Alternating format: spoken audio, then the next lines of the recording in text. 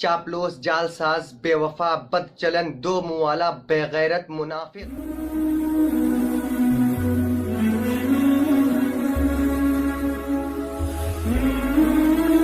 बिस्मिल्लाहिर्रहमानिर्रहीम। मैं पहले वजाहत कर देता हूँ, नाराज होने की जरूरत नहीं कि मैं क्या बोल रहा हूँ। आप सोच रहे हो कि मैं क्या बोल रहा हूँ। तो मसला ये है कि हमारे उलमा को लेकर के टारगेट किया है और जमीयत को लेकर टारगेट किया है, और बोलने वाला जो है, पहले अल्फाज सुने क्या अल्फाज हैं।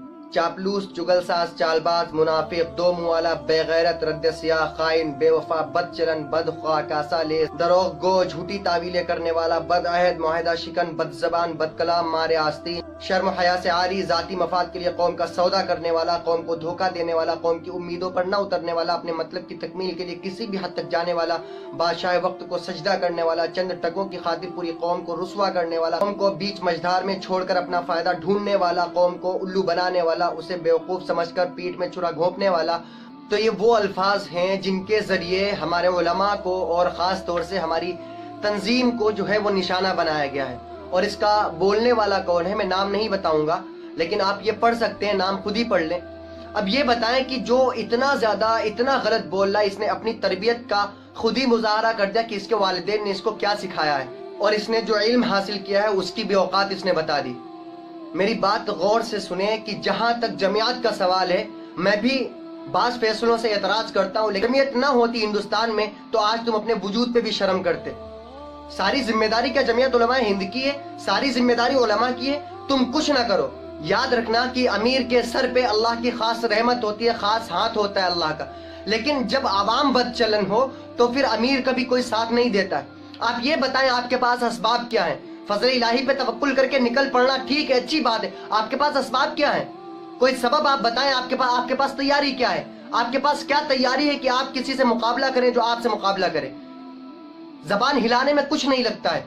आपने इतनी गालियां जो लिखी हैं, ये किस हैसियत से आपने दी? आपके औकात क्या है? मेरे रसूल ने फरमाया सल्लल्लाहु अलैहि वसल्लम की मेरी उम्मत के उलमा कभी गलत चीज पे मुत्तफिक नहीं हो सकते। तो जमीयत उलमा में जो उलमा हैं उनकी धूल के बराबर भी तुम नहीं हो सकता है वक्ती तौर पे वो खामोश हैं या बाज फैसले गलत लेंगे, यकीनन हमसे फिर भी लाख गुना बेहतर फैसला ले सकते हैं। आपके औकात क्या? बोलने वाले होते कौन है?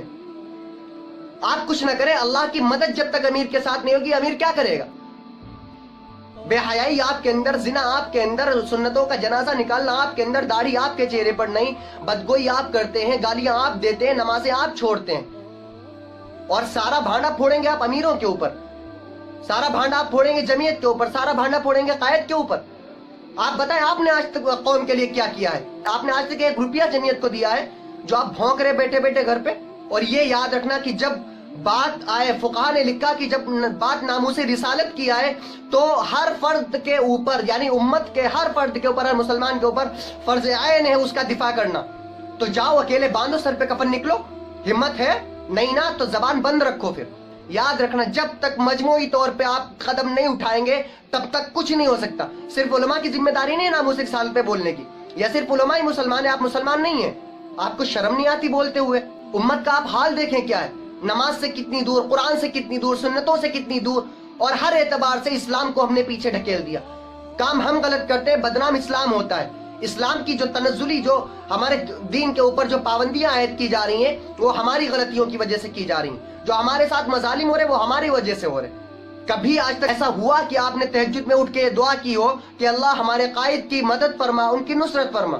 अल्लाह जो जुल्म के बादल हमारे ऊपर मंडरा रहे हैं, या अल्लाह इनको हमारी नुसरत के बादलों से मुबद्दल फरमा? कभी दुआ की है? नहीं ना। 2 रकात तो आपसे पढ़ी नहीं जाती, जबान खोलने के लिए आपके पास वक्त ही वक्त है। ये अल्लाह ने बहुत अच्छा मौका आपको फराहम किया है, और उम्मत को मौका मिला है। ये ऐसे लोग आते हैं, ये जो बोलते उल्टा सीधा, ये बोलने के लिए आते हैं तुम्हें एहसास दिलाने के लिए कि अभी भी वक्त है, एक हो जाओ, अभी भी वक्त है, नेक हो जाओ, अल्लाह वाले हो जाओ। उसके बाद देखो कि ये कायद आपका साथ देते हैं कि नहीं देते। अभी अगर कायद, अब हर एक के मन में वही है कि बस जिहाद का फतवा आ जाए, हम चल दे। आप बताएं, आपके अंदर हिम्मत है लड़ने की? अपने बच्चों को कुर्बान होते हुए देखने की हिम्मत है? नहीं ना। तो जबान बंद करो अपनी। ये जो मौका अल्लाह ने दिया, इसमें मुत्तहिद होना जरूरी है, अल्लाह से लो लगाना जरूरी है, वरना अगर नहीं हुए तो सिर्फ छटाई होनी है। और एक बात और बताता हूँ, वो भी सुन लो कि मोहन भागवत ने पता है क्या कहा कि हमने 70 साल से तैयारी की है और हमें जो करना है वो हम करके रहेंगे। मौलाना अरशद मदनी साहब से मैंने सुना ये बात कही गई, और मौलाना से कहा कि तुम चाहे अपनी कौम को जितना भी जगाओ, ये सो रही सोती रहेगी, हमें जो करना है वो करेंगे। और आरएसएस की किसी आदमी ने कहा कि हमारे यहाँ जो बच्चे 16-16 साल के 14-14 घंटे काम कर रहे हैं अपने आप को मजबूत करने के लिए, 16-16 घंटे काम कर रहे हैं, और हमारे जवान क्या कर रहे हैं, मुसलमान क्या कर रहे हैं, फ्री फायर है, पबजी है, और न जाने क्या गंदी फिल्में, इंस्टा रील्स, शॉर्ट्स वीडियो, क्या सब इसी में लगे हुए। नमाजों से दूर हो, हर चीज से दूर हो। कहां से जीत जाओगे, कहां से जीत जाओगे, कहां से अल्लाह की मदद आएगी? नहीं, बिल्कुल नहीं आ सकती, बिल्कुल नहीं आ सकती। बिल्कुल जहन से ये बात निकाल दो कि अल्लाह की मदद तुम्हारे ऊपर आएगी या तुम कुछ कर सकते हो। मौके को गनीमत समझे और एक हो जाए, नेक हो जाए, फिर देखो क्या होता है। वक्त दूर नहीं, इंशाल्लाह सब होगा। आइंदा जबान खोलें तो सोच समझ के बोलें। अल्लाह हमें अमल की तौफीक अता फरमाए।